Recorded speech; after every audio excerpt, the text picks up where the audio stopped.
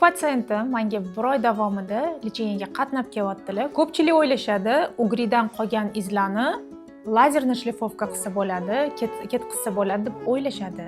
Bu patsientimiz menga lecheniyaga qatnadilar va hozir lecheniyani etapma-etap tugatdik. Yiringli jarayon tugadi.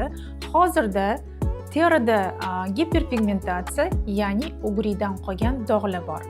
Ko'pchilik o'ylaydi, bu ugridan qolgan dog'larni izlarni lazerni shlifovka bilan ketkizsa bo'ladi deb o'ylashadi, lekin buni men tavsiya qilmayman.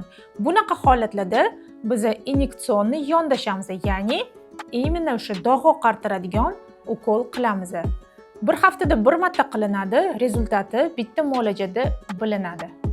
Agarda sizda ham ugridan qolgan dog'lar bo'lsa, har doim ham shoshilib lazerni shlifovkaga borishingizni tavsiya qilmayman.